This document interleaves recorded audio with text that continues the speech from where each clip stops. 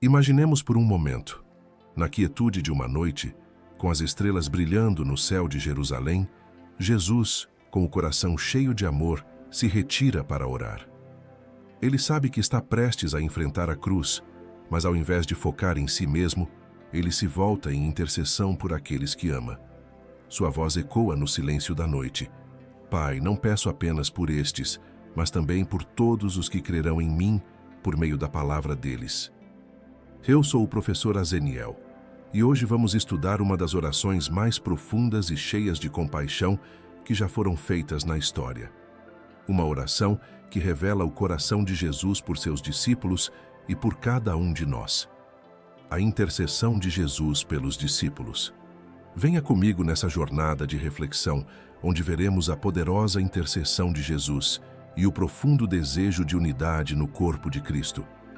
Que possamos, como discípulos, entender e viver essa oração de fé e propósito. Vamos para o texto áureo. E a vida eterna é esta, que conheçam a Ti só por único Deus verdadeiro, e a Jesus Cristo a quem enviaste. João capítulo 17, versículo 3.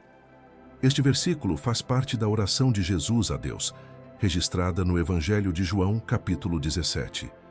Neste momento, Jesus está orando ao Pai, pedindo por seus discípulos e todos os que viriam a crer em sua mensagem.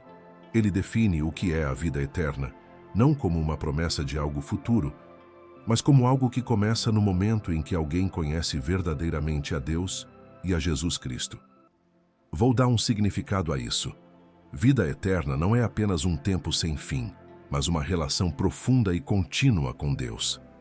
O conceito de vida eterna se refere a uma comunhão íntima com Deus que começa aqui na Terra, no presente, e se estende pela eternidade.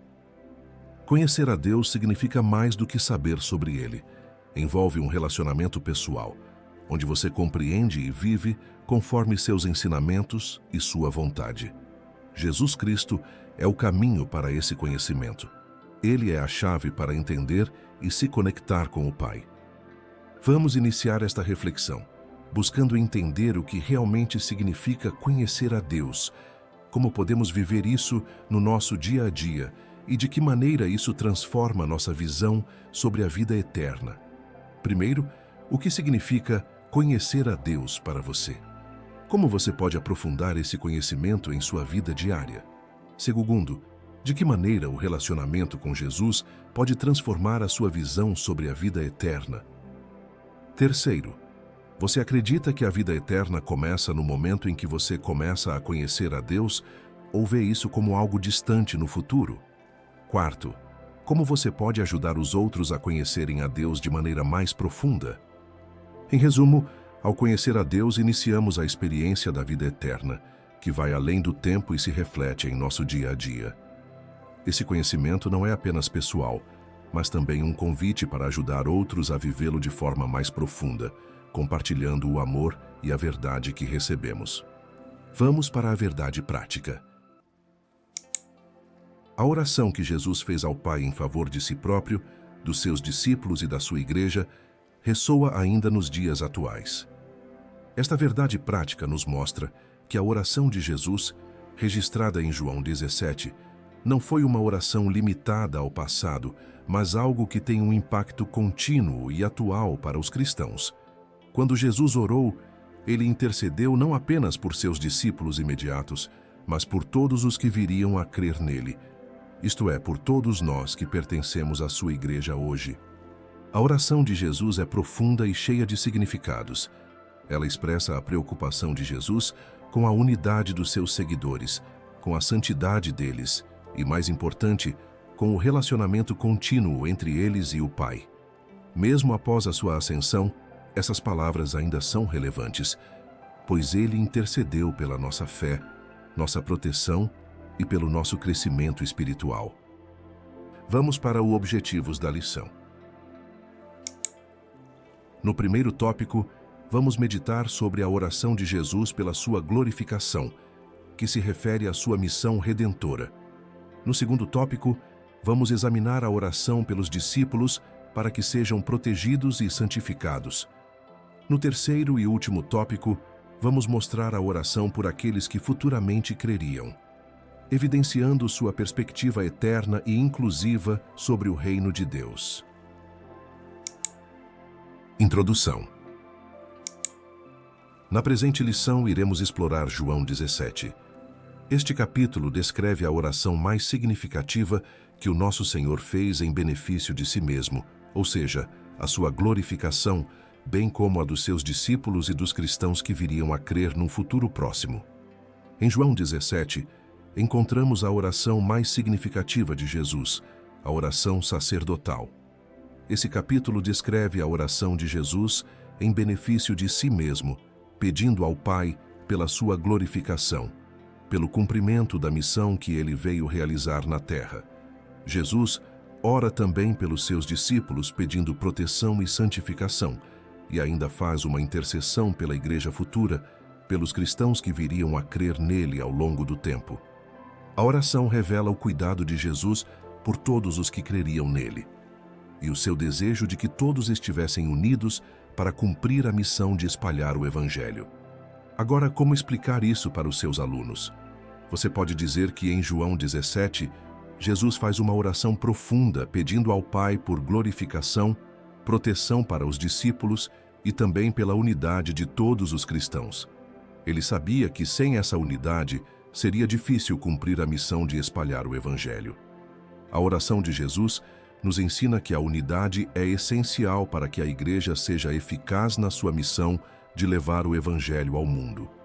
Pergunte aos seus alunos: como você acha que a oração de Jesus pela glorificação e pela unidade dos cristãos pode nos ajudar a viver unidos e cumprir a missão de Cristo? A oração sacerdotal de Jesus é uma importante lição sobre a unidade do povo de Deus no seu reino e o propósito de promover o Evangelho de Jesus no mundo. A oração sacerdotal de Jesus, registrada em João 17, é uma lição crucial sobre a unidade no reino de Deus. Jesus, em sua oração, não só intercede pelos seus discípulos, mas também por todos os cristãos que viriam a crer nele. Ele sabia que a unidade entre os cristãos seria essencial para cumprir o propósito de espalhar o Evangelho. A oração revela a importância de permanecermos unidos, refletindo o amor de Cristo, para que a missão de levar a mensagem de salvação seja cumprida de forma eficaz. Agora, como explicar isso para os seus alunos? Você pode dizer que em João 17, Jesus ora pela unidade dos cristãos, pois sabia que sem essa unidade, a missão de espalhar o Evangelho seria prejudicada. A oração de Jesus nos ensina que a unidade fortalece a igreja e torna a propagação do Evangelho mais eficaz. Quando estamos unidos, somos mais poderosos como corpo de Cristo para cumprir sua missão no mundo. Pergunte aos seus alunos: por que a unidade entre os cristãos é fundamental para o cumprimento da missão de espalhar o Evangelho? Vamos iniciar o primeiro tópico. A oração de Jesus e sua glorificação. Tópico 1. A oração de Jesus. Subtópico 1.1. Entre todas as orações do Senhor documentadas nos Evangelhos, é indiscutível que foi João quem relatou possivelmente a mais elevada oração de Jesus. João 17, versículo 1 ao 26. A oração em João 17 é, sem dúvida, uma das mais profundas e significativas. Conhecida como a oração sacerdotal, ela descreve o momento em que Jesus se volta para o Pai, não só pedindo pela sua glorificação, mas também intercedendo pelos seus discípulos e por todos os cristãos que viriam a crer nele no futuro. Essa oração destaca o profundo cuidado de Jesus pela continuidade da missão e a importância da unidade entre os cristãos para o cumprimento dessa missão. Agora, como explicar isso para os seus alunos? Você pode dizer que Jesus faz uma oração intensa e significativa, pedindo ao Pai pela sua glorificação, pela proteção e pela unidade dos cristãos. Essa oração é essencial para entendermos como Jesus se importa com a missão da igreja e como, sem união, a missão de espalhar o Evangelho não seria eficaz. Pergunte aos seus alunos: como a oração de Jesus registrada em João 17 revela seu cuidado pela igreja e seu desejo de que todos sejam unidos para cumprir a missão. No início de João 17, versículo 1 está escrito: Jesus falou essas coisas. Essa frase remete ao discurso do Senhor sobre a vinda do Espírito como Consolador, conforme estudado anteriormente. João capítulo 16, versículo 13. Diz assim: Mas quando vier aquele Espírito da verdade, ele vos guiará em toda a verdade, porque não falará de si mesmo, mas dirá tudo o que tiver ouvido e vos anunciará o que há de vir. Ele anunciou a vinda do Espírito Santo, o Consolador. O Espírito seria fundamental para os discípulos após a partida de Jesus, pois ele guiaria, confortaria e capacitaria os cristãos a continuar a missão de evangelizar o mundo.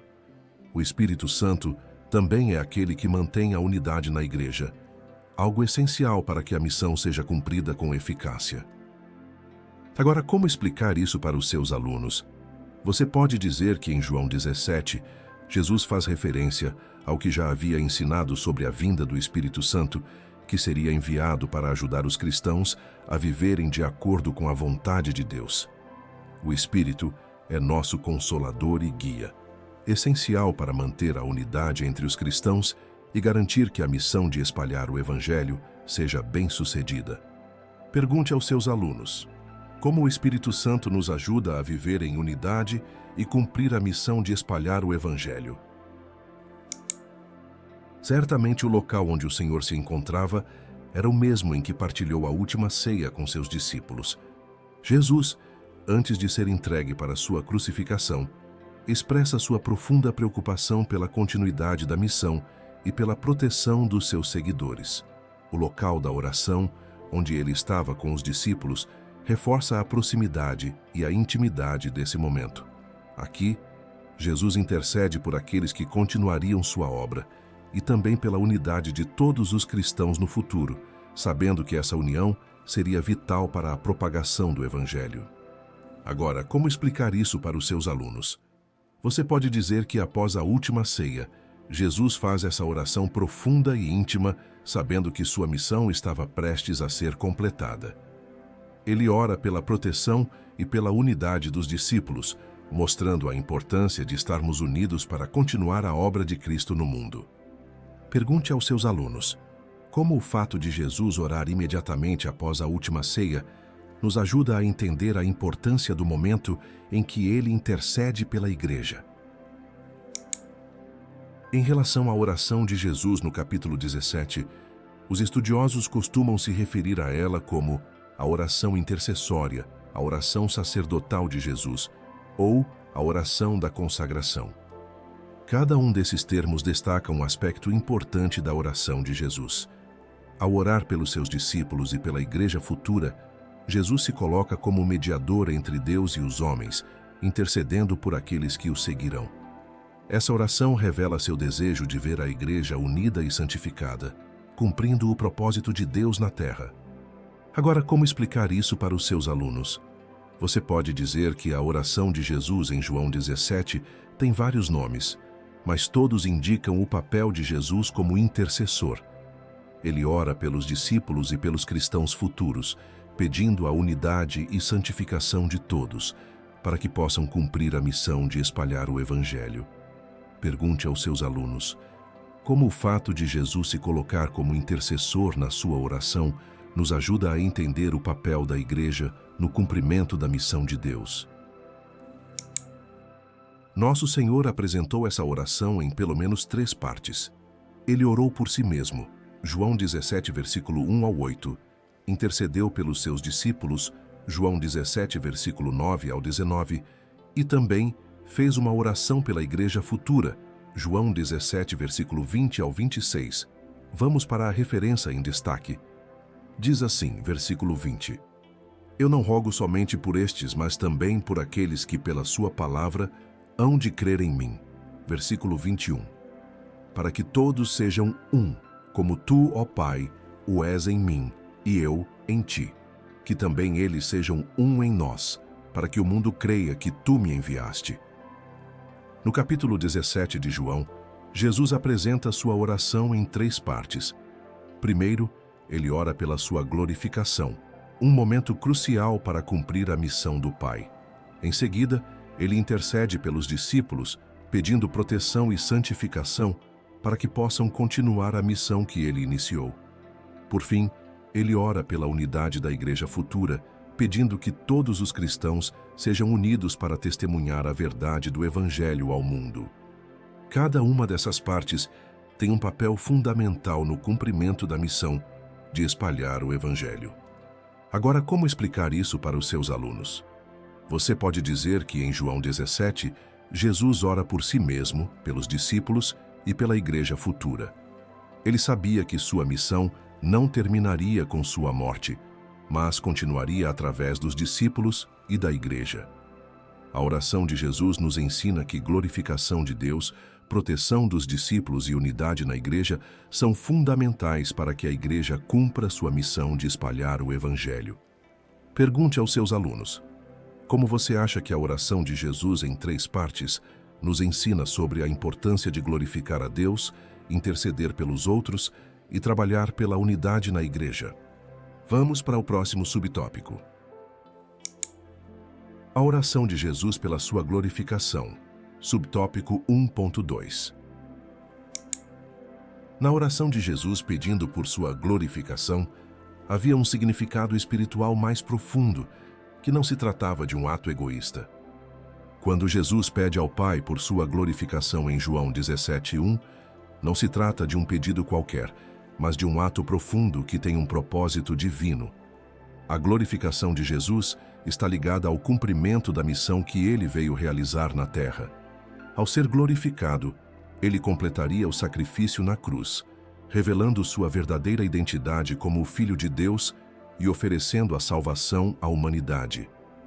A glorificação de Jesus não é apenas para ele, mas para que a obra de Deus se realize e a salvação chegue a todos.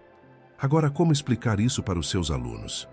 Você pode dizer que quando Jesus pede pela sua glorificação, ele não está buscando algo para si mesmo, mas pedindo para que sua missão seja cumprida. A glorificação é o momento em que Jesus revela a plenitude de sua missão através da morte e ressurreição, para oferecer salvação a todos.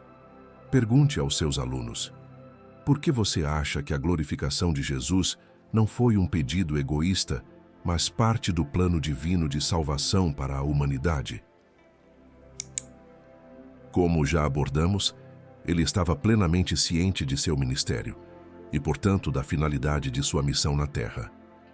Ele sabia que sua morte na cruz era essencial para cumprir o plano de salvação do Pai. Ao orar pela sua glorificação, ele reconhece que essa missão seria completada com o sacrifício redentor que traria vida eterna a todos os que creem nele. A oração de Jesus mostra sua disposição em cumprir esse propósito divino, mesmo diante do sofrimento iminente. Agora, como explicar isso para os seus alunos? Você pode dizer que Jesus estava consciente de que sua missão era morrer na cruz para trazer a salvação ao mundo. Ele sabia que, através desse sacrifício, o plano de Deus seria cumprido e todos os que o aceitassem como Salvador teriam acesso à vida eterna. Pergunte aos seus alunos: como a consciência de Jesus sobre sua missão na Terra nos ensina sobre o compromisso com o propósito de Deus, mesmo diante de dificuldades. Assim, em sua conversa direta com o Pai, Jesus declara que é chegada a hora, referindo-se ao momento em que o Pai o glorificaria por meio de seu sacrifício redentor no Calvário. Quando Jesus diz "é chegada a hora", em João 17:1, ele se refere ao momento decisivo em sua missão na Terra. Jesus sabia que estava prestes a ser entregue para a crucificação, o sacrifício redentor no Calvário, que traria a glorificação de Deus e a salvação para a humanidade. Essa expressão mostra que Jesus estava ciente do cumprimento de sua missão e da necessidade de sua morte para que a obra de Deus fosse completada. Agora, como explicar isso para os seus alunos? Você pode dizer que, ao declarar que é chegada a hora, Jesus está dizendo que o momento de seu sacrifício na cruz estava próximo. Ele sabia que sua morte seria essencial para que a obra de salvação fosse cumprida e que, por meio dela, Deus seria glorificado. Pergunte aos seus alunos: por que Jesus disse que é chegada a hora e como isso mostra sua disposição em cumprir o plano de Deus para a salvação? Nosso Senhor expressa: glorifica a teu filho para que também o teu filho te glorifique a ti. João capítulo 17, versículo 1. Diz assim, versículo 1. Jesus falou essas coisas e, levantando os olhos ao céu, disse: Pai, é chegada a hora. Glorifica a teu filho, para que também o teu filho te glorifique a ti. Quando Jesus diz: glorifica a teu filho para que também o teu filho te glorifique a ti, ele se refere à glorificação mútua entre ele e o Pai. Jesus pede ao Pai que o glorifique, não para sua própria exaltação, mas para que, por meio de sua morte e ressurreição, a obra de Deus seja completada. A glorificação de Jesus está diretamente ligada ao cumprimento do plano divino, no qual ele se torna o Salvador do mundo, refletindo a glória de Deus através do sacrifício na cruz. Agora, como explicar isso para os seus alunos? Você pode dizer que, ao pedir para ser glorificado, Jesus está pedindo ao Pai para cumprir sua missão de salvar a humanidade. A glorificação de Jesus é o cumprimento do plano de Deus, no qual ele será exaltado através de seu sacrifício na cruz, trazendo salvação a todos. Pergunte aos seus alunos: como a glorificação de Jesus, através de sua morte e ressurreição, revela a glória de Deus para o mundo? Que tipo de glorificação seria essa?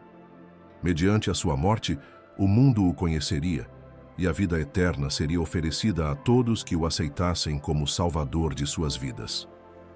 Quando Jesus fala sobre sua glorificação, ele se refere ao tipo de glorificação que se daria por meio de sua morte na cruz. A glorificação de Jesus não ocorre apenas como um ato de exaltação, mas como um sacrifício redentor. Por meio da sua morte, o mundo o conheceria como o Filho de Deus, e a salvação seria oferecida a todos que o aceitassem como Salvador. A morte de Jesus revela a verdadeira glória de Deus, pois ela possibilita a vida eterna para aqueles que creem. Agora, como explicar isso para os seus alunos? Você pode dizer que a glorificação de Jesus está ligada diretamente à sua morte na cruz, que é o momento em que ele revela seu verdadeiro papel como Salvador. Por meio desse sacrifício, ele oferece vida eterna a todos que o aceitarem como Senhor e Salvador. Pergunte aos seus alunos: como a morte de Jesus na cruz e sua glorificação trazem a vida eterna para aqueles que creem nele? Glorificar alguém significa torná-lo conhecido. Jesus seria reconhecido como o Filho de Deus, o Salvador do mundo. João capítulo 17, versículo 3 e 4. Vamos para a referência. Diz assim, versículo 3. E a vida eterna é esta: que conheçam a ti, só por único Deus verdadeiro, e a Jesus Cristo, a quem enviaste. Versículo 4. Eu glorifiquei-te na terra, tendo consumado a obra que me deste a fazer. No caso de Jesus, a glorificação não se trata apenas de sua exaltação, mas de revelar sua verdadeira identidade como o Filho de Deus e Salvador do mundo. A morte e a ressurreição de Jesus seriam o momento em que ele seria revelado ao mundo como o único que pode oferecer a salvação à humanidade, mostrando sua glória como o Messias prometido. Agora, como explicar isso para os seus alunos? Você pode dizer que a glorificação de Jesus é o momento em que ele é reconhecido como Filho de Deus e Salvador do mundo. Sua morte e ressurreição revelam ao mundo sua verdadeira identidade, tornando a salvação acessível a todos que creem nele. Pergunte aos seus alunos: como a glorificação de Jesus revela a verdadeira identidade de Cristo como Filho de Deus e Salvador do mundo? Vamos para o próximo subtópico. A mesma glória com o Pai. Subtópico 1.3. No versículo 5 está escrito: E agora glorifica-me tu, ó Pai, junto de ti mesmo, com aquela glória que tinha contigo antes que o mundo existisse. Aqui Jesus faz referência à glória divina que ele compartilhou com o Pai antes da criação do mundo, como o Verbo divino. Essa frase destaca a divindade de Jesus e sua unidade com o Pai, antes mesmo da encarnação. Jesus não está apenas pedindo por uma glorificação momentânea, mas por um retorno à sua glória eterna, em plena união com o Pai. Agora, como explicar isso para os seus alunos? Você pode dizer que, ao pedir para ser glorificado, Jesus está pedindo para retornar à glória que ele compartilhava com o Pai antes de vir à Terra. Ele fala de sua divindade eterna e da união perfeita com o Pai antes da criação, o que mostra que Jesus sempre foi parte do plano divino, como o Filho eterno de Deus. Pergunte aos seus alunos: como o pedido de Jesus para ser glorificado junto ao Pai nos ajuda a entender sua divindade e união com Deus antes da criação do mundo? Essa referência à glória se relaciona à divindade do nosso Senhor como o Verbo divino, antes da sua encarnação. A referência à glória de Jesus em João 17, versículo 5, se relaciona diretamente à sua divindade como o Verbo divino, João 1, versículo 1, antes de sua encarnação. Jesus, como o Filho de Deus, compartilhou essa glória com o Pai desde a eternidade. A glória divina que ele pede de volta não é apenas uma exaltação temporal, mas um retorno à sua natureza divina, como Deus eterno, antes de ser feito carne. Isso demonstra a preexistência de Jesus e sua igualdade com o Pai. Agora, como explicar isso para os seus alunos? Você pode dizer que a glória mencionada por Jesus é ligada à sua natureza divina como o Verbo divino, que estava com Deus desde o princípio. Antes de se tornar humano, Jesus já era glorificado com o Pai, e ele pede para voltar a essa glória, mostrando que ele sempre foi e sempre será Deus. Pergunte aos seus alunos: como a glória que Jesus compartilhou com o Pai antes da criação nos ajuda a entender a preexistência de Cristo e sua igualdade com Deus? Na realidade, o que Jesus solicita é a glorificação mútua entre o Filho e o Pai, versículo 5. Em João 17, versículo 5, Jesus não apenas pede por sua própria glorificação, mas também solicita uma glorificação mútua entre ele e o Pai. Ele sabia que, ao ser glorificado, o Pai também seria glorificado, pois o sacrifício de Jesus na cruz demonstraria o amor e o poder de Deus para salvar a humanidade. A glorificação mútua reflete a perfeita união e harmonia entre o Pai e o Filho, evidenciando a missão divina de redenção para o mundo. Agora, como explicar isso para os seus alunos? Você pode dizer que quando Jesus pede pela glorificação mútua entre ele e o Pai, ele está pedindo para que o plano de salvação seja cumprido de maneira completa. A glorificação de Jesus, através de sua morte e ressurreição, glorifica também o Pai, pois revela o amor e o propósito de Deus para salvar a humanidade. Pergunte aos seus alunos: como a glorificação mútua entre o Pai e o Filho revela a união perfeita entre Deus e Jesus na missão de salvar o mundo? Somente nosso Senhor, o Filho de Deus, poderia fazer tal pedido por essa glorificação, uma honra que ele possuía antes que o mundo existisse. Esse pedido revela a divindade de Cristo, pois ele não foi criado, mas sempre existiu como o Verbo divino. A honra que ele tinha antes da criação do mundo reflete sua igualdade com o Pai e seu papel eterno na obra da salvação. Jesus, ao fazer esse pedido, demonstra que sua glorificação está intimamente ligada ao cumprimento do plano divino de redenção. Agora, como explicar isso para os seus alunos? Você pode dizer que Jesus, como Filho de Deus, sempre existiu com o Pai. Ele está pedindo para ser glorificado, retornando à glória que tinha com o Pai desde antes da criação. Isso mostra sua divindade e a importância do sacrifício que ele faria para salvar a humanidade. Pergunte aos seus alunos: como o fato de Jesus ter glória eterna antes da criação nos ajuda a entender sua divindade e seu papel no plano divino de salvação. Essa declaração evidencia a divindade de Jesus, ao revelá-lo como um com o Pai. João capítulo 17, versículo 11, 21 e 24. Vem comigo nessas referências.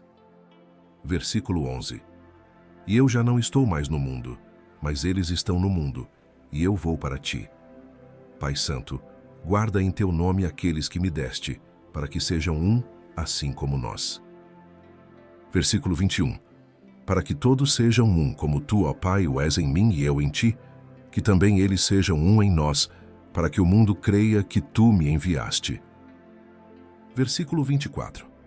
Pai, aqueles que me deste quero que onde eu estiver, também eles estejam comigo, para que vejam a minha glória que me deste, porque tu me has amado antes da criação do mundo. Jesus fala sobre a união perfeita que ele tem com o Pai. Essa união não é apenas espiritual, mas também reflete a natureza divina de Jesus, mostrando que ele não é separado de Deus, mas compartilha a mesma essência divina.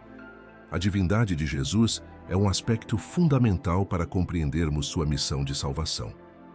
Agora, como explicar isso para os seus alunos? Você pode dizer que em João 17, Jesus deixa claro que ele e o Pai são um em essência. Isso revela que Jesus é Deus, compartilhando a mesma natureza divina com o Pai, e sua missão de salvar a humanidade faz parte do plano divino eterno. Pergunte aos seus alunos, como a união perfeita entre Jesus e o Pai nos ajuda a entender que Jesus é divino e parte do plano divino de salvação. Assim, com base nessa igualdade com o Pai, o pecador que confessa e se arrepende de seus pecados recebe a vida eterna e conhece pela fé o único Deus verdadeiro e a Jesus Cristo, a quem enviaste. João, capítulo 17, versículo 3. Diz assim, versículo 3. E a vida eterna é esta, que conheçam a ti só por único Deus verdadeiro e a Jesus Cristo, a quem enviaste. Jesus revela que, devido à sua igualdade com o Pai, aqueles que confessam e se arrependem de seus pecados podem receber a vida eterna. Através da fé em Jesus Cristo, o pecador conhece o único Deus verdadeiro, que é o Pai, e o Filho, o Salvador. Essa união perfeita entre o Pai e o Filho é a base da redenção e da salvação, pois é somente através de Jesus que podemos conhecer verdadeiramente a Deus e receber a promessa de vida eterna. Agora, como explicar isso para os seus alunos? Você pode dizer que Jesus nos ensina que, ao crermos nele, nós conhecemos o único Deus verdadeiro e recebemos a vida eterna.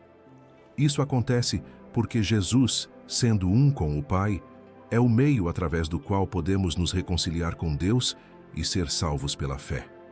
Pergunte aos seus alunos, como a fé em Jesus Cristo nos permite conhecer o único Deus verdadeiro e receber vida eterna. Vamos para o próximo tópico. A oração de Jesus pelos discípulos. Tópico 2. Intercessão pela proteção dos discípulos.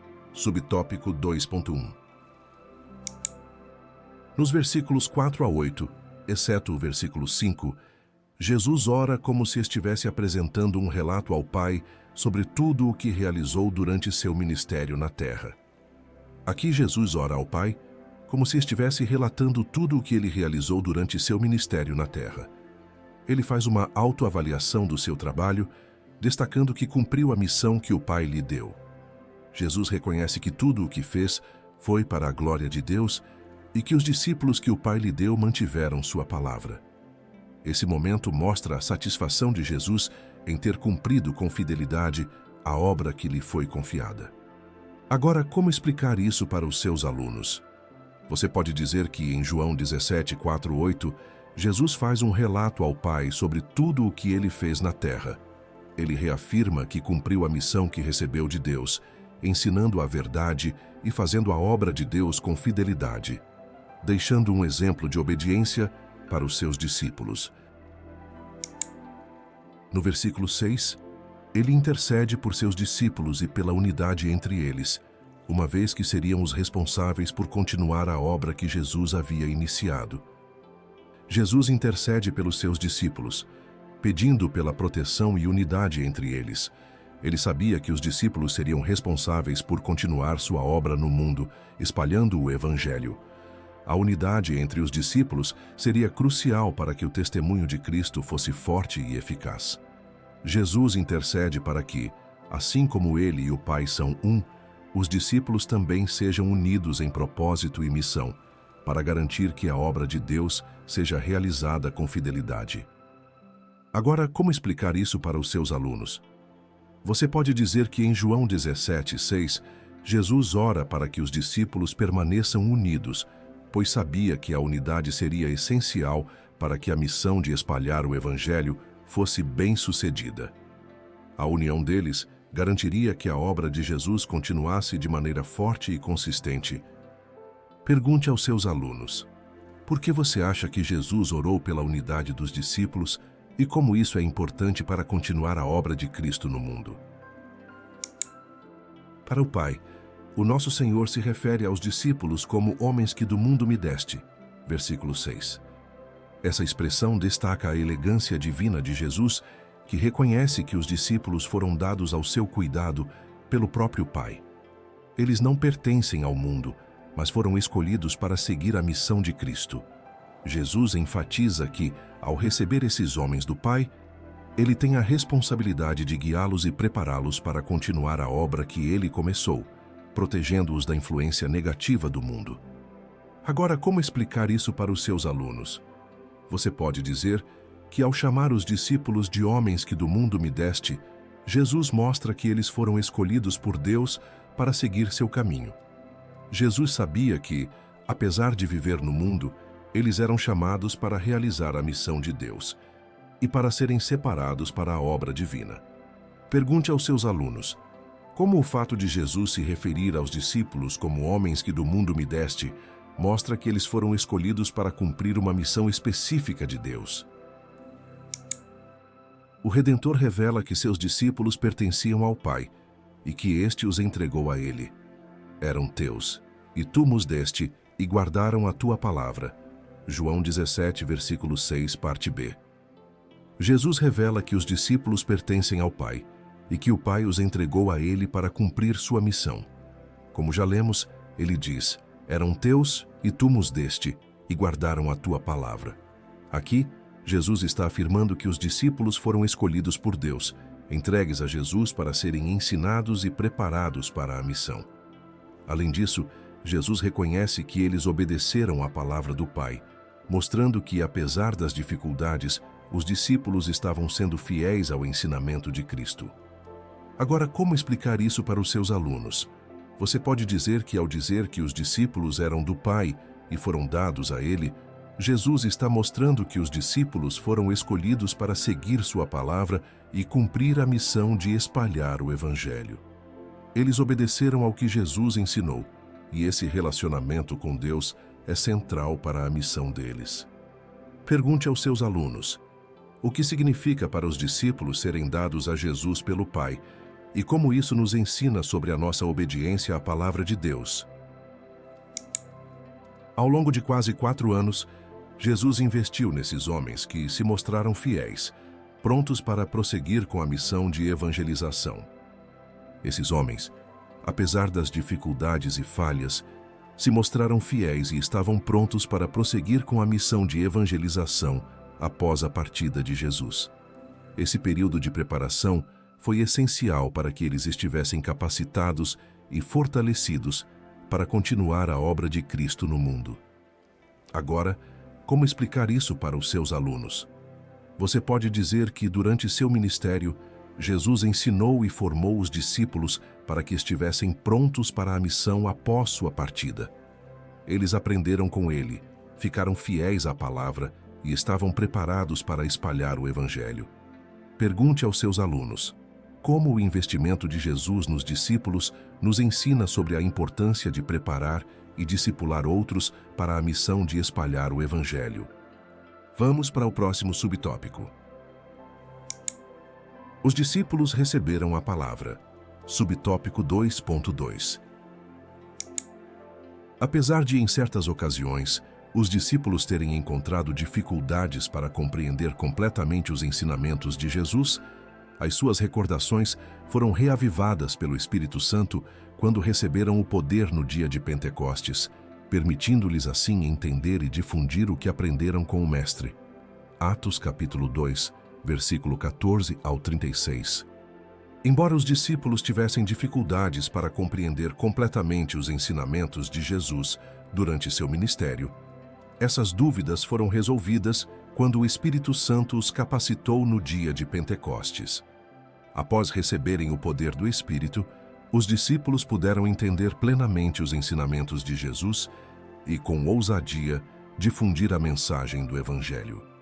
O Espírito Santo não apenas os fortaleceu, mas também os lembrava do que haviam aprendido, permitindo que cumprissem sua missão de espalhar a palavra de Deus. Agora, como explicar isso para os seus alunos? Você pode dizer que durante o ministério de Jesus, os discípulos nem sempre entendiam claramente tudo o que ele ensinava. No entanto, quando receberam o Espírito Santo, suas mentes foram iluminadas e eles passaram a compreender totalmente os ensinamentos de Jesus, permitindo-lhes espalhar o Evangelho com clareza e poder. Pergunte aos seus alunos: como a vinda do Espírito Santo no Pentecostes ajudou os discípulos a compreender e difundir os ensinamentos de Jesus? No versículo 6, Jesus referiu-se ao Pai, afirmando que os seus discípulos mantiveram a mensagem recebida e guardaram a tua palavra. Isso destaca a fidelidade dos discípulos em seguir os ensinamentos de Jesus, mesmo diante das dificuldades. Eles não apenas ouviram, mas também preservaram e obedeceram à palavra de Deus, cumprindo o papel de transmissores da verdade divina. A obediência deles à palavra de Jesus foi um fundamento essencial para que a missão do Evangelho fosse cumprida. Agora, como explicar isso para os seus alunos? Você pode dizer que, ao afirmar que os discípulos guardaram a palavra, Jesus reconhece que eles permaneceram fiéis ao que ele os ensinou. Eles não apenas ouviram, mas obedeceram à mensagem, e essa obediência foi essencial para o cumprimento da missão de espalhar o Evangelho.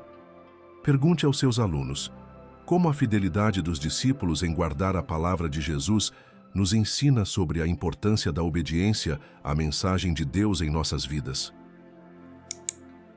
Ao vivermos conforme a palavra de Deus, aceitando e obedecendo aos ensinamentos de Cristo, podemos testemunhar o Evangelho com credibilidade. Quando seguimos os ensinamentos de Cristo, nossa vida se torna um reflexo direto da verdade que proclamamos.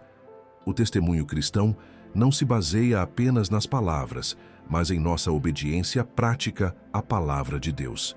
Ao viver de acordo com os princípios de Cristo, mostramos ao mundo que o Evangelho tem o poder de transformar vidas.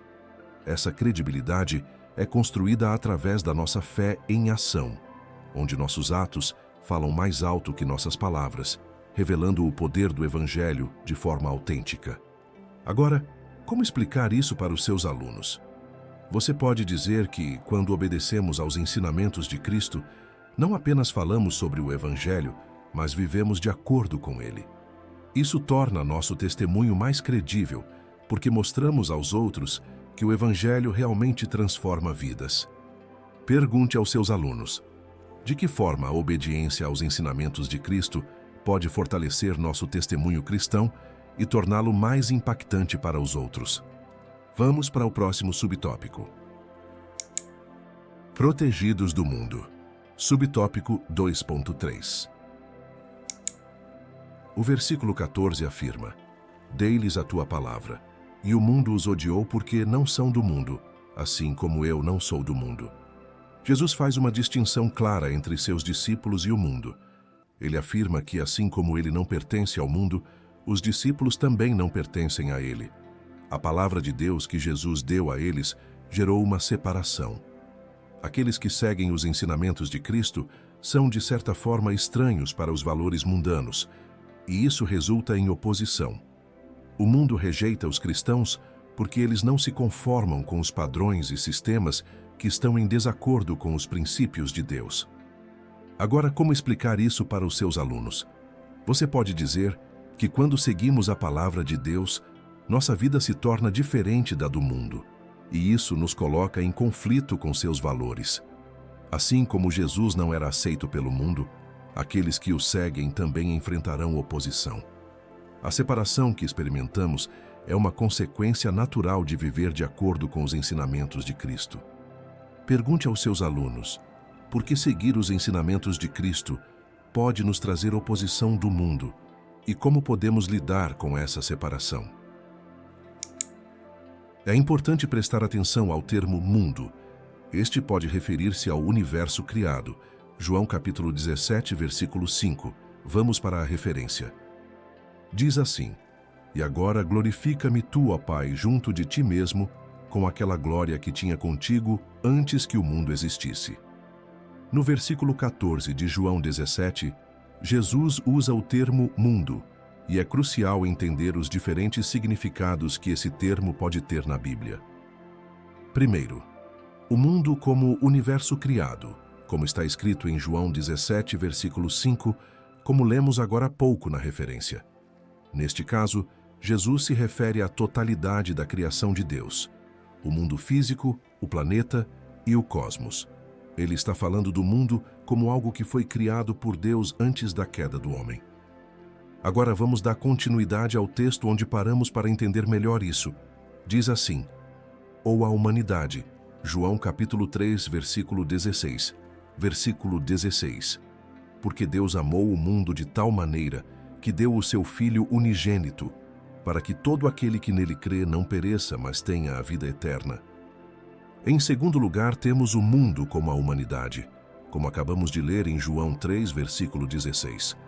Quando Jesus se refere ao mundo, no sentido de humanidade, ele está falando das pessoas que habitam o mundo, especialmente aquelas que ainda estão afastadas de Deus, vivendo em pecado.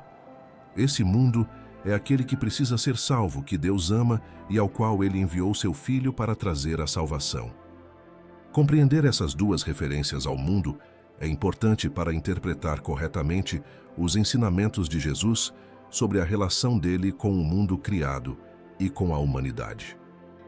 Agora, como explicar isso para os seus alunos?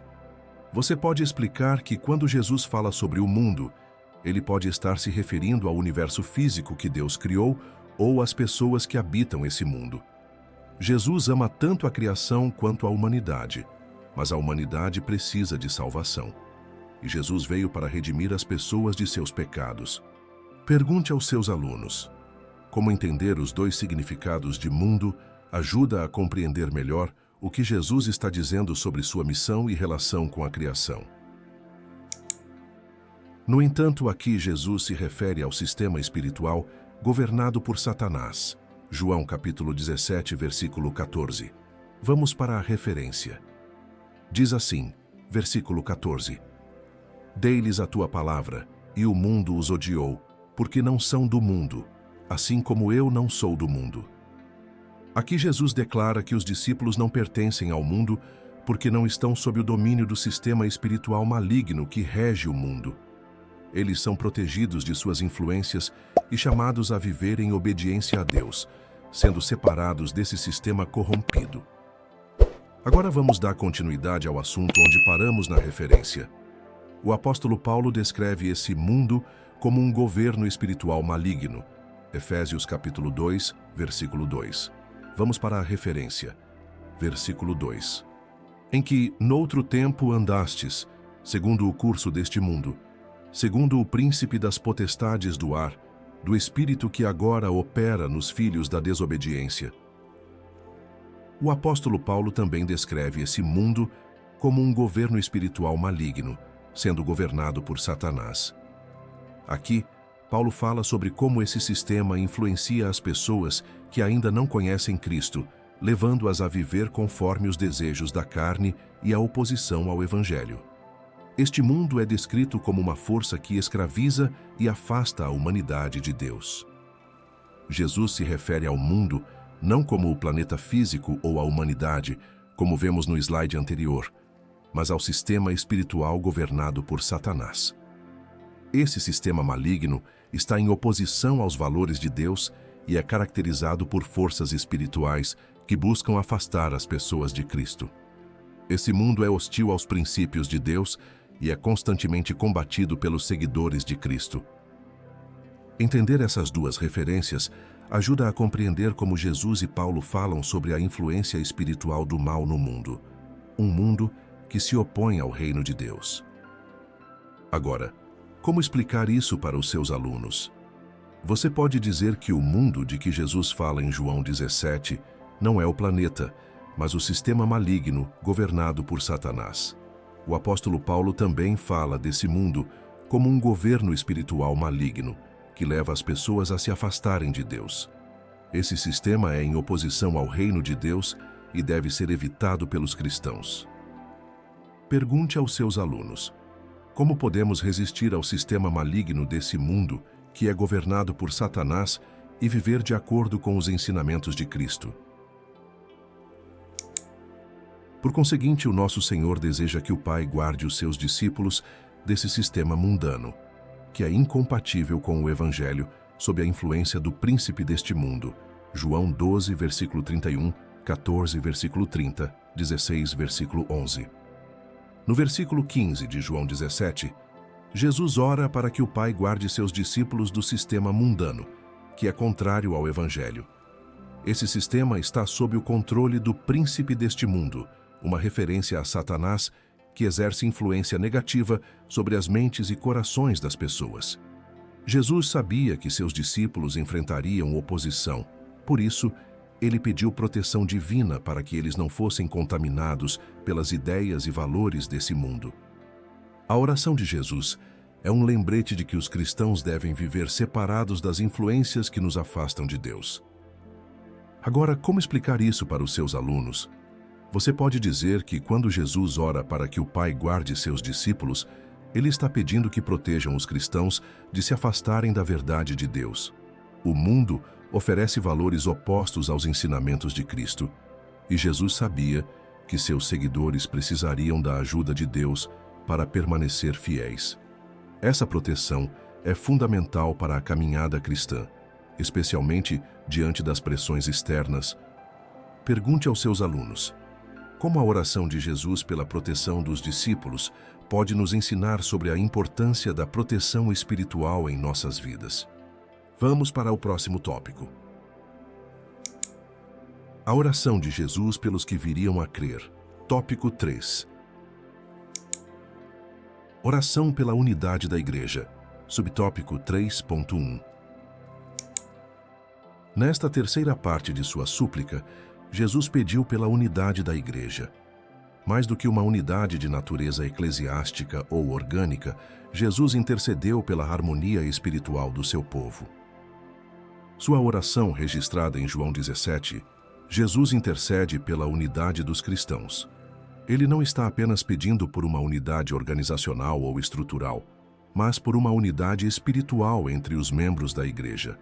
A verdadeira unidade, segundo Jesus, é alcançada quando os cristãos estão unidos em propósito e missão, refletindo a harmonia espiritual que existe entre ele e o Pai. Essa unidade não é algo superficial, mas uma união que deve ser profunda, baseada no amor e na verdade de Cristo. Agora, como explicar isso para os seus alunos? Você pode dizer que, em sua oração, Jesus pede pela unidade verdadeira da Igreja, que vai além da organização ou estrutura externa. Ele deseja que os cristãos estejam unidos em espírito, com um propósito comum de espalhar o Evangelho e viver conforme os ensinamentos de Cristo. Pergunte aos seus alunos: como a unidade espiritual entre os cristãos pode impactar a missão da Igreja e nosso testemunho no mundo? Nosso Senhor ansiava por uma união genuína, tal como a que existe entre ele e o Pai. Jesus expressa o desejo de que a união entre seus discípulos seja genuína, assim como a união profunda que ele tem com o Pai. Ele não se referia apenas a uma unidade superficial ou formal, mas a uma união verdadeira, baseada no amor, na verdade e na missão compartilhada. A união entre os cristãos deve refletir a harmonia e intimidade que Jesus experimenta com o Pai, sendo um testemunho visível do poder transformador do Evangelho na vida dos cristãos. Agora, como explicar isso para os seus alunos? Você pode dizer que Jesus queria que os cristãos estivessem verdadeiramente unidos, assim como ele e o Pai são um. Isso significa que nossa união não deve ser apenas aparente, mas algo real e profundo, fundamentado no amor e na missão de Deus para a humanidade. Pergunte aos seus alunos: de que maneira a unidade genuína entre os cristãos pode refletir a união que Jesus tem com o Pai? Essa foi a súplica do nosso Senhor, para que todos sejam um assim como tu, ó Pai, estás em mim e eu em ti. João 17, versículo 21. Jesus faz uma súplica intensa ao Pai, pedindo que todos os cristãos sejam um, assim como ele e o Pai são um. Essa unidade não é apenas física ou organizacional, mas espiritual. Jesus deseja que a igreja experimente uma união profunda, refletindo a mesma harmonia e comunhão que existe entre ele e o Pai. Essa unidade verdadeira é essencial para que o mundo reconheça que Cristo foi enviado por Deus e que o Evangelho é real. Agora, como explicar isso para os seus alunos? Você pode dizer que, ao orar para que todos sejam um, Jesus está pedindo que a unidade entre os cristãos seja profunda e espiritual, refletindo o amor e a harmonia que ele tem com o Pai. Essa unidade é fundamental para que o mundo veja que Cristo está vivo e trabalhando em nossas vidas. Pergunte aos seus alunos: como a unidade espiritual entre os cristãos pode mostrar ao mundo que Cristo foi enviado por Deus? Vamos para o próximo subtópico. Propósito da unidade. Subtópico 3.2. O propósito da unidade espiritual da Igreja, conforme a intercessão do nosso Senhor, é que o mundo creia que tu me enviaste. Versículo 21. Jesus, em sua oração em João 17, versículo 21, revela que o propósito da unidade espiritual da Igreja é evangelístico, para que o mundo creia que tu me enviaste. A verdadeira união entre os cristãos serve como um testemunho vivo de Cristo, demonstrando ao mundo que ele é o Filho de Deus, enviado para trazer salvação. Quando a Igreja está unida em amor e propósito, ela torna-se uma prova visível do poder transformador de Cristo, atraindo outros para a fé. Agora, como explicar isso para os seus alunos? Você pode dizer que a unidade espiritual não é apenas para benefício da Igreja, mas tem um propósito maior: mostrar ao mundo que Jesus é real e que ele foi enviado por Deus para salvar a humanidade. Nossa união em Cristo é um testemunho poderoso para aqueles que ainda não o conhecem. Pergunte aos seus alunos: como a unidade entre os cristãos pode ajudar a espalhar o Evangelho e fazer com que o mundo creia em Cristo?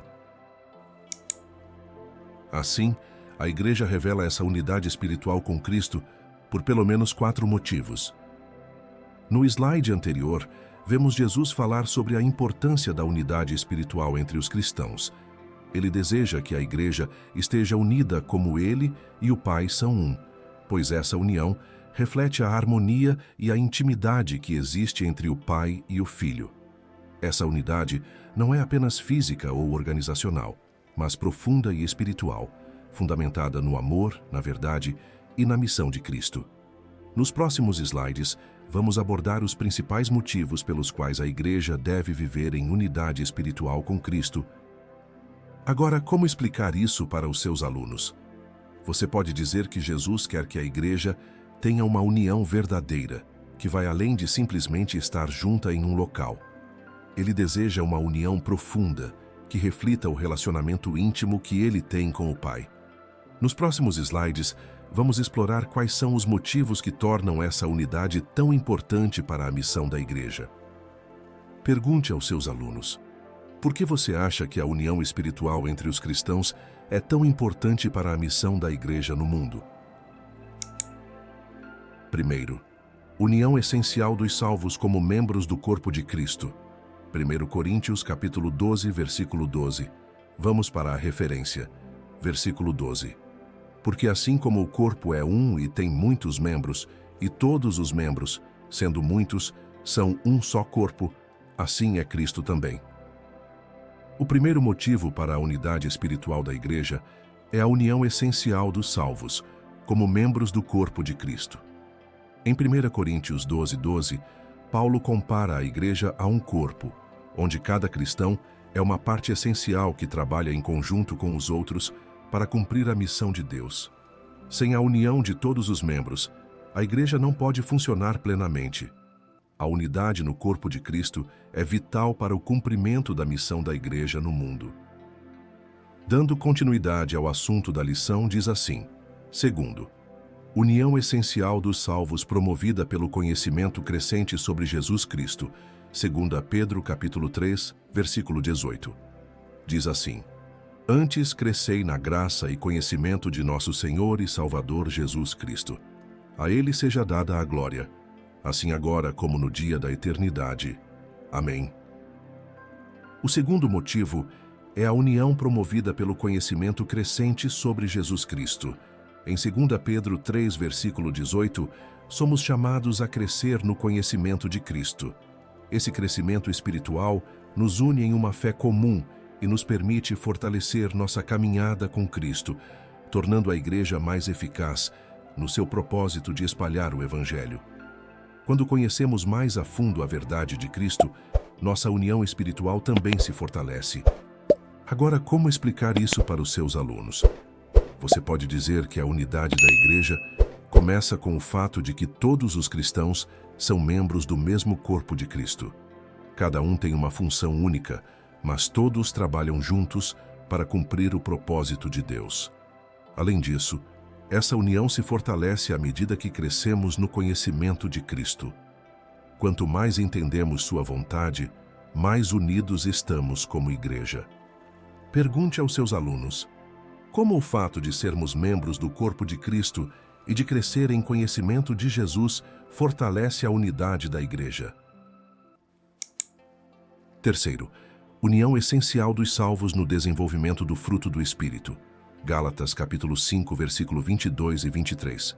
Vamos para a referência. Diz assim, versículo 22. Mas o fruto do Espírito é caridade, gozo, paz, longanimidade, benignidade, bondade, fé, mansidão, temperança. Versículo 23. Contra essas coisas não há lei. O terceiro motivo para a unidade espiritual da Igreja é o desenvolvimento do fruto do Espírito entre os cristãos, como descrito em Gálatas que acabamos de ler. O fruto do Espírito, como amor, alegria, paz, paciência, entre outros, é evidenciado na vida dos cristãos, refletindo a transformação que Cristo opera em nós. À medida que os cristãos crescem no Espírito, essa transformação os une em uma harmonia espiritual que fortalece a Igreja como um todo, permitindo que ela viva de acordo com os princípios de Cristo. Paramos para ler e explicar a referência. Agora vamos continuar o assunto da lição, que diz assim: 4. União essencial dos salvos manifestada na glória como filhos de Deus e detentores da vida eterna. João capítulo 17, versículo 22. Vamos para a referência. Versículo 22. E eu dei-lhes a glória que a mim me deste, para que sejam um, como nós somos um. O motivo 4 é a manifestação da união essencial dos salvos na glória como filhos de Deus e detentores da vida eterna, conforme João 17, 22. A unidade dos cristãos é também uma antecipação da glória futura, onde todos os salvos estarão unidos em Cristo na eternidade. Isso traz um propósito eterno à nossa união aqui na terra, já que somos um com Cristo e com o Pai, na esperança da vida eterna. Agora, como explicar isso para os seus alunos? Você pode dizer que a unidade espiritual dos cristãos também se manifesta no fruto do Espírito. À medida que crescemos em Cristo, o fruto do Espírito se torna visível em nossas vidas, tornando-nos mais unidos como Igreja. Além disso, nossa unidade é também uma prefiguração da glória que esperamos viver como filhos de Deus na eternidade. Pergunte aos seus alunos: como o fruto do Espírito e a esperança da glória eterna influenciam nossa unidade na Igreja? Vamos para o próximo subtópico. Oração por encorajamento à unidade. Subtópico 3.3. Em João 17, versículo 21 e 22, o nosso Senhor roga para que os discípulos sejam incentivados a manter a unidade com Ele. Vamos para a referência em destaque. Diz assim, versículo 21, para que todos sejam um, como tu, ó Pai, o és em mim e eu em ti. Que também eles sejam um em nós, para que o mundo creia que tu me enviaste. Versículo 22, e eu dei-lhes a glória que a mim me deste, para que sejam um, como nós somos um. Jesus pede ao Pai que os discípulos sejam fortalecidos na unidade com Ele. Essa união não é apenas física ou organizacional, mas espiritual e profunda, baseada no relacionamento pessoal com Cristo. Jesus sabia que, para cumprir a missão de espalhar o Evangelho, a Igreja precisaria estar unida em fé e propósito. A unidade com Cristo fortalece a Igreja, permitindo que os cristãos sejam testemunhas autênticas de sua obra redentora. Agora, como explicar isso para os seus alunos? Você pode dizer que em sua oração, Jesus pede que os discípulos permaneçam unidos a Ele, para que a unidade entre os cristãos seja baseada no amor e na missão comum. Manter a unidade com Cristo é fundamental para que a Igreja seja forte e eficaz no cumprimento de sua missão. Pergunte aos seus alunos: de que forma manter a unidade com Cristo nos ajuda a ser mais unidos com outros cristãos e cumprir nossa missão? A crença em Cristo como o único e suficiente Salvador é a principal razão da unidade cristã, de modo que os discípulos sejam encorajados a promover esse testemunho no mundo. A unidade cristã é fundamentada na fé em Cristo como o único e suficiente Salvador. Essa crença comum é o que une todos os cristãos, independentemente de sua origem, cultura ou contexto. O motivo pelo qual os cristãos devem ser unidos é que, ao acreditar em Jesus como Salvador, todos compartilham a mesma missão: promover esse testemunho ao mundo. A unidade da Igreja é essencial para refletir o poder do Evangelho e fortalecer o testemunho cristão, pois ela demonstra ao mundo que Jesus é o único caminho para a salvação. Agora, como explicar isso para os seus alunos? Você pode dizer que a unidade cristã existe porque todos os cristãos acreditam em Jesus Cristo como o único Salvador. Essa fé comum nos une e nos fortalece para cumprir a missão de espalhar o Evangelho. Quando vivemos em unidade, mostramos ao mundo a verdade de Cristo e a necessidade de sua salvação. Pergunte aos seus alunos: como a fé comum em Cristo como Salvador nos ajuda a ser mais unidos como Igreja e a testemunhar o Evangelho ao mundo? Assim, sem essa unidade de fé, o testemunho perde completamente a sua credibilidade. A unidade de fé é a base para um testemunho cristão eficaz. Sem ela, a mensagem do Evangelho perde a sua credibilidade. Se os cristãos não estão unidos na fé comum em Cristo, o mundo pode ver a Igreja como dividida e incoerente. A verdadeira unidade fortalece o testemunho da Igreja, mostrando ao mundo que os cristãos compartilham a mesma verdade e têm um propósito comum em Cristo. O poder do Evangelho é mais visível quando a Igreja está unida na sua missão de espalhar a mensagem de salvação. Agora, como explicar isso para os seus alunos? Você pode dizer que quando os cristãos estão unidos na fé em Cristo, o testemunho do Evangelho é fortalecido e credível.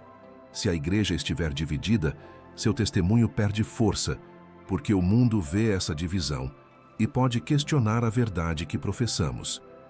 A unidade é essencial para que nossa mensagem seja eficaz.